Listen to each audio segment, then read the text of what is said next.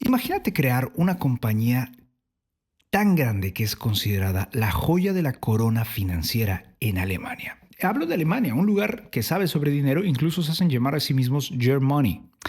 Una fintech valorada en 24.000 millones de euros, con respaldo de bancos, auditoras y de gobiernos. Una compañía tan grande que su caída hizo temblar al mundo. Voy a contarte la historia y lo que pasó con Wirecard, ¿vale? Pero antes, bienvenido a Inversión para Mortales, el lugar en donde yo, Marco Antonio Jiménez, te cuento información valiosa sobre ahorro, finanzas e inversión para mortales, con la misión autoimpuesta de generar riqueza y mostrarte cómo lo hago para que lo puedas hacer tú también. Antes de entrar a la info, como es costumbre, un muy buen café. Ahora sí, para entender de lo que vamos a hablar, hay que retroceder en el tiempo, hasta 1999, año en el que nace Wirecard.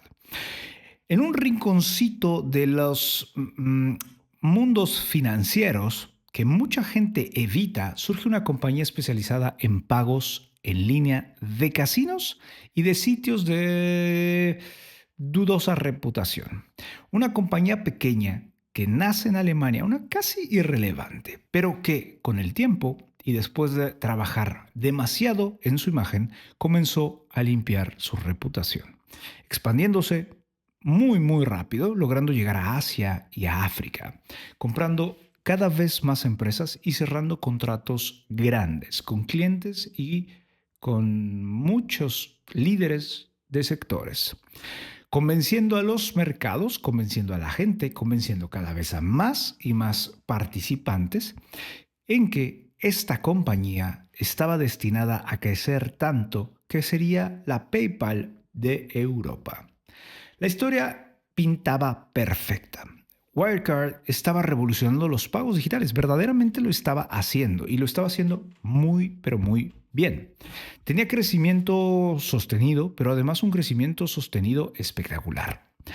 Su CEO, Marcus Brown, vendía la idea de que estaba construyendo el futuro de las finanzas, estaba construyendo una compañía que no solamente lideraba el mercado, sino que escribía cómo se iba a mover el mercado de los pagos digitales, empezando en Europa y después cambiando todo en el mundo entero.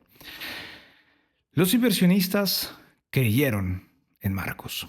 Las auditoras lo validaron y los reguladores incluso lo protegieron. Pero había un pequeño detalle. Algo no cuadraba. Así que bastantes años después, por el 2012, 2014, hasta inicios del 2015, una pequeña sospecha que había comenzado 2012-2013, en el 2015 tomaba forma de investigación. El Financial Times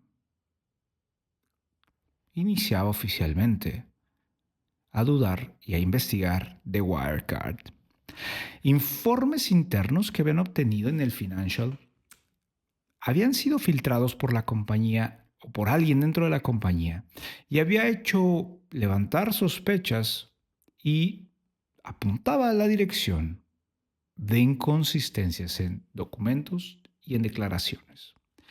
Las acusaciones de las filtraciones eran claras. Wirecard estaba inflando, maquillando o manipulando ligeramente sus ingresos, creando empresas fantasmas alrededor del mundo en el cual movía el dinero de un lado para otro para que sus balances siempre parecieran mucho más sólidos. Cuando se le cuestionó, cuando se le buscó a la compañía, a sus directivos, a sus representantes de medios, en lugar de responder directamente, en lugar de responder frontalmente, la gente de Wirecard atacó a la prensa, atacó al Financial Times, incluso comenzó con demandas, con amenazas, con declaraciones incendiarias. Ellos decían: nos quieren destruir porque somos europeos, nos están desafiando, nos están incriminando y todo culpa de las grandes tecnológicas estadounidenses. Ellos comenzaron con una narrativa en la cual se volvió un territorio del mundo contra otro territorio del mundo.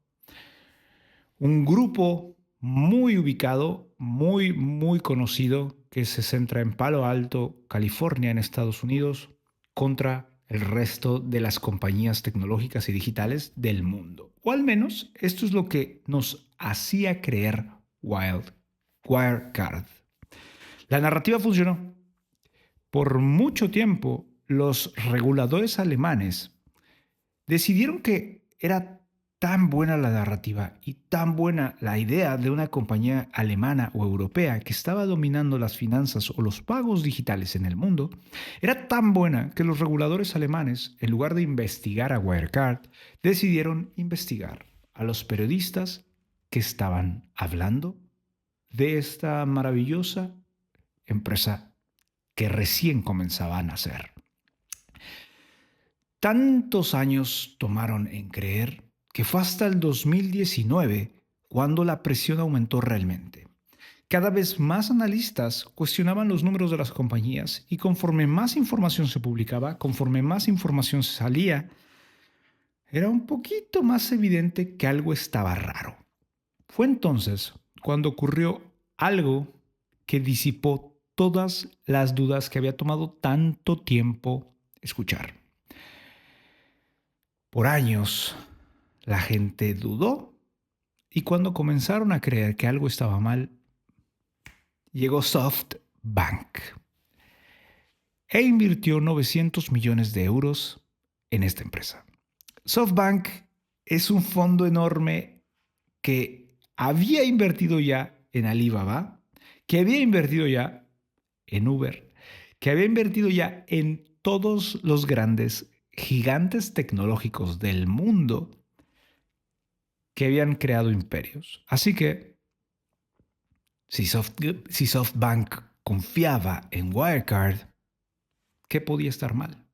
Si este monstruo de las inversiones, si este monstruo del dinero estaba apostando y estaba confiando en esta compañía alemana, entonces, ¿quién éramos nosotros o quién eran las empresas o los reporteros para dudar de ella? Así que la legitimó. Nadie podía o quería o debía ver la verdad, la realidad. Fue un año después, en junio del 2020, cuando de pronto Wirecard, después de haberse postergado y postergado y postergado, llegó a un punto en el que tenía que presentar sus estados financieros y demostrar que tenía lo que ellos decían que respaldaba la compañía. Poquito más de 1.900 millones de euros. Ellos aseguraban que todo este dinero respaldo de los movimientos y de la gente que tenía su dinero ahí con ellos argumentaban que debía estar en su cuenta de banco en las Filipinas. Pero cuando los auditores no pudieron evitarlo más, viajaron a las Filipinas para pedir los reportes y al llegar a las Filipinas, y me río porque me parece impresionante que haya sido tanto dinero, pero al llegar a Filipinas físicamente y pedir los documentos, la respuesta fue devastadora para más de un investigador. El dinero nunca estuvo ahí. Incluso varios bancos argumentaron que nunca habían tenido ni siquiera una llamada de bienvenida o un trato con Wirecard, y mucho menos con sus directivos. En cuestión de horas, la empresa se desmoronó. La valoración, los integrantes, los accionistas, los inversores, todo colapsó. Marcus Brown renunció. El COO o el director de operaciones, Jan Marsalek, desapareció como por arte de magia. Se esfumó. Wirecard no tardó más de un mes en admitir que el dinero no estaba desaparecido. El dinero nunca había existido, nunca había estado ahí. Así que no quedó de otra que aceptarlo y declarar a la empresa en bancarrota.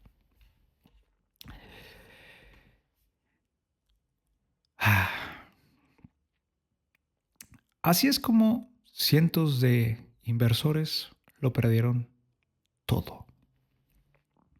Los reguladores europeos, sobre todo los alemanes, quedaron en ridículo. Las auditoras perdieron más de una su credibilidad. El mundo financiero descubrió una vez más que a veces el fraude no se esconde entre las sombras, sino que no se puede ver por el disfraz que irradia un falso éxito. Wirecard no solo fue un fraude contable, fue un fraude que lastimó emocionalmente a Alemania, que lastimó emocionalmente a Europa. Fue un fraude a nivel institucional, perdón, a nivel colectivo, porque muchos participantes del sector decidieron ignorarlo o participaron o no verlo simplemente. Porque muchas veces es más fácil mirar hacia otro lado cuando dudas de lo que tú crees en un mundo en el que la presión financiera llega de todos los sectores.